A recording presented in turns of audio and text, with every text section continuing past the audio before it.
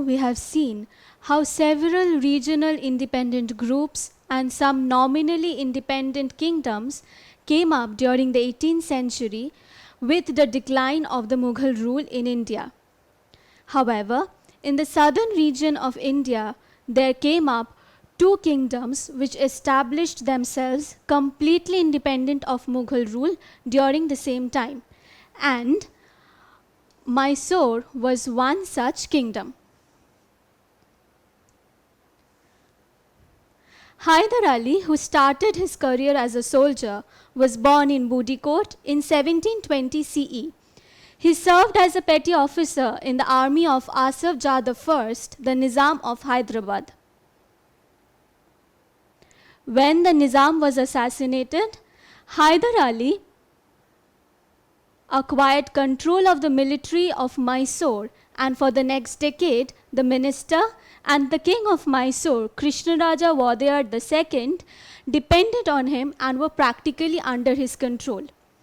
Hyder Ali gradually rose in ranks until he replaced the king and became the Nawab of Mysore.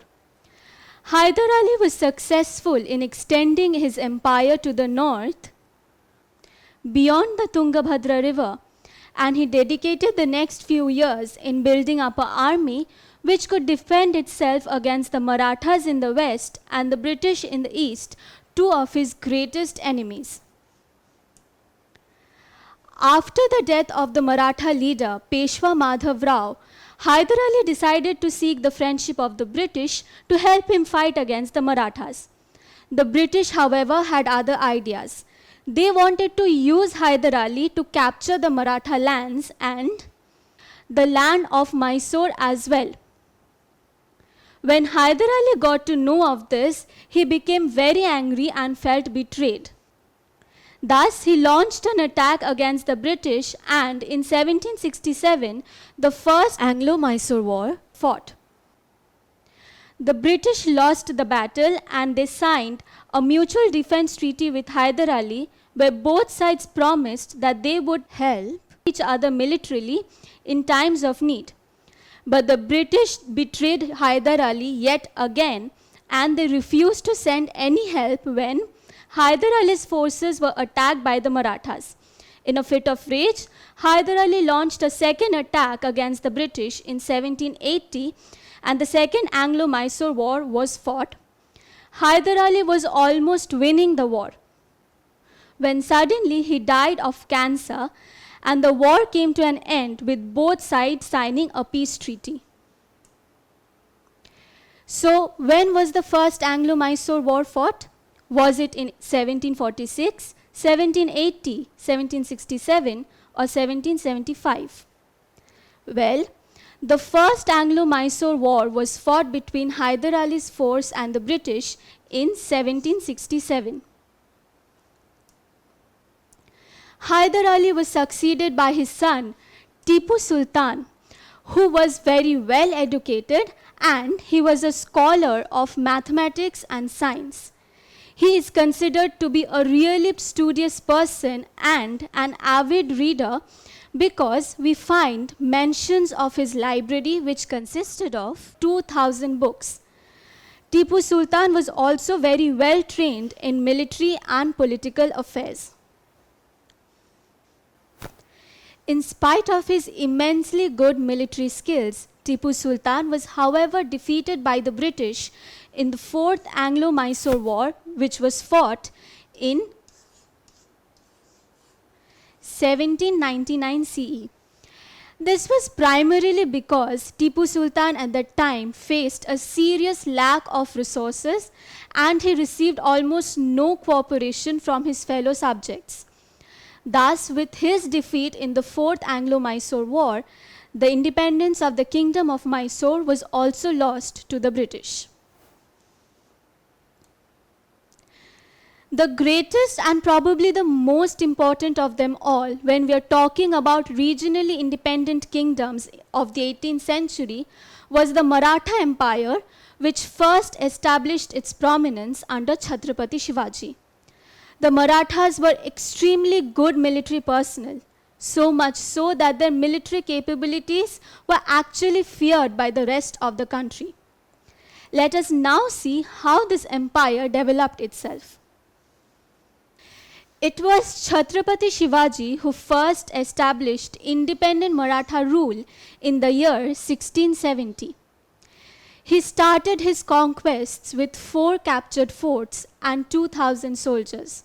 A lifetime of guerrilla warfare rewarded him with over 300 forts and an army of over 100,000 soldiers.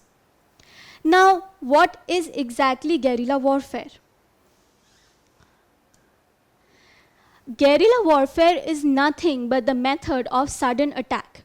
Guerrilla warriors generally use a method called ambush, where they hide behind a wall or a cave and attack their enemies from there. See this image. You can see this group of men hiding behind this stretch of highland, and they are attacking their enemies who are down below from there. Coming back to the Marathas, after Chhatrapati Shivaji's death, Aurangzeb dedicated the next 26 years of his life waging a series of devastating and brutal wars against the Marathas. In fact, he captured Shivaji's young grandson Shahu and had him imprisoned in Delhi. Nevertheless, after Aurangzeb's death, Shahu was released by the later Mughals. This is because the later Mughals, who were not as powerful as their ancestors, were seriously afraid of the Marathas' military skills, and they wanted to avoid a conflict with the Marathas at any cost. However, Shahu's release led to a short civil war in the Maratha kingdom.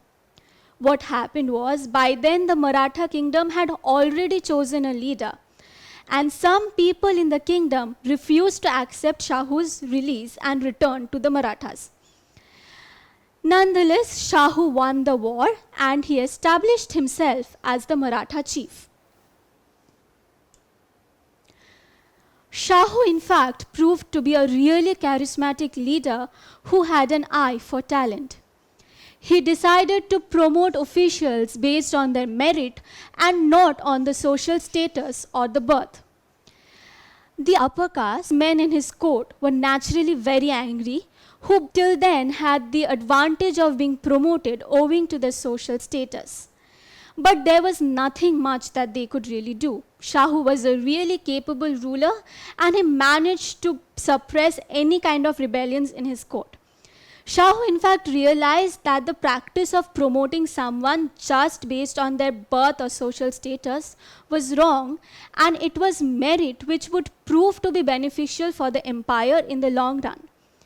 And this is exactly what happened.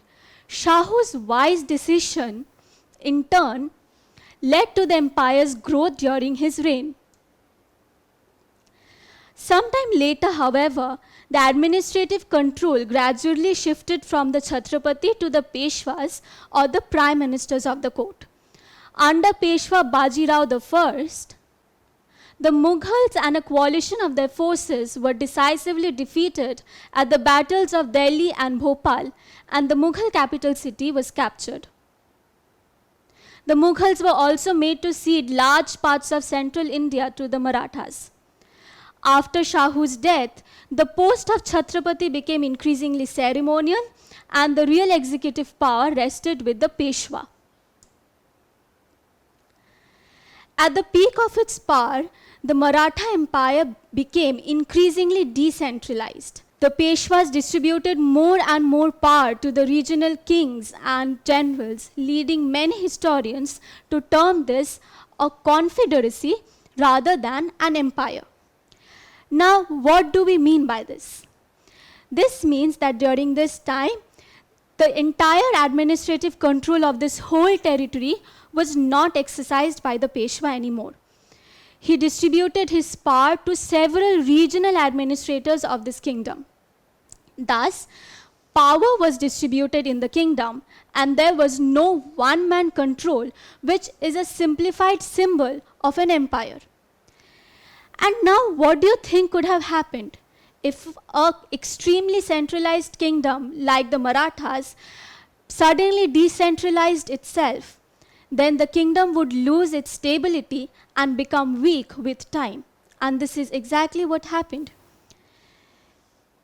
Seeing the Marathas were now weak, the Afghan Durrani Empire decided to extend its territories into the subcontinent. They were, however, stopped by the Marathas, and the Third Battle of Panipat was fought in 1761. The Afghans under Ahmed Shah Abdali won this war. However, the Afghans were so weakened by this war that they had to retreat into Punjab, where they were defeated by the Sikhs and were made to leave the subcontinent. Okay, so if the Marathas were such a great military power, why were they defeated in the Third Battle of Panipat? The primary reason of this was the fact that the Marathas were not a united power. And we know how that saying goes, united we stand and divided we fall, right? And this is exactly what happened with the Marathas. Secondly, the Marathas received no help from the local chiefs of the area they were fighting in. Their continuous plunders in these areas turned the chiefs against them, and the chiefs refused to help the Marathas in their time of need. Thus, the Marathas faced a serious dearth of resources during the war. And finally, the Marathas had not upgraded themselves. They still used old military techniques and weapons like bows and arrows. The Afghans, on the other hand, adapted themselves to modern military technology and used modern weapons like the guns.